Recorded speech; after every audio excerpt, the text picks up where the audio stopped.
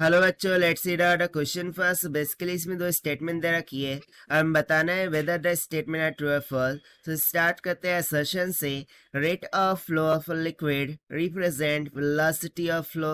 सो यहाँ पर rate of flow of liquid ये रिप्रेजेंट कर रही होती है वेलोसिटी ऑफ फ्लो को। ये ऐसा हमें असर्शन में बोल रहा है, और उसका रीजन ऐसे बता रहा है कि जो dimension of rate of flow है, ठीक है, वो किसके इक्वल होता है, m0 l का 1 t का पावर -1 के।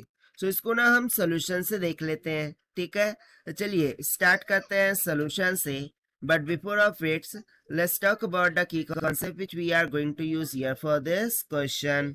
तो सबसे पहले तो यहाँ पर मैं बात कर लेता हूँ रेट ऑफ फ्लो की, ठीक है ना। रेट ऑफ फ्लो, यदि मैं यहाँ पर बात करूं रेट ऑफ फ्लो की, सो रेट ऑफ फ्लो क्या होता है, वॉल्यूम पर यूनिट टाइम, ठीक है ना। ये क्या है, वॉल्यूम है, not velocity. Let me write whole, volume per time, ये क्या होता है, rate of flow. So rate of flow के लिए यदि मैं डायमेंशनल फॉर्मूला लिखूं, so dimension formula rate of flow क्या हो जाएगा। सो वॉल्यूम को मेजर करते हैं मीटर का क्यूब यानी कि एल का क्यूब हो गया, और टाइम को टी में यानी कि टी का पावर -1 हो जाएगा ऊपर जाके ना, ठीक। सो ये हो गया dimensional formula for rate of flow, ठीक है। उस तरीके से इसको हम दे देते हैं equation concept first, and concept second में हम वेलोसिटी ऑफ फ्लो का डायमेंशनल फॉर्मूला देखेंगे, ठीक। सो यहाँ पर हम देखते हैं velocity of flow, velocity of flow. So इसके लिए dimension formula meter per second, meter per second, meter को मेजर करते हैं एल में, पर सेकंड हो गया यानी कि टी का पावर -1 हो गया। सो ये हो गया dimension formula for the velocity, ठीक है ना। सो बस इन्हीं दो कंसेप्ट से हम यहाँ पर क्लियर आउट कर लेंगे। तो देखिए स्टेटमेंट फर्स्ट में क्या बोल रहा था कि rate of flow of liquid represent करता है वेलोसिटी ऑफ फ्लो को।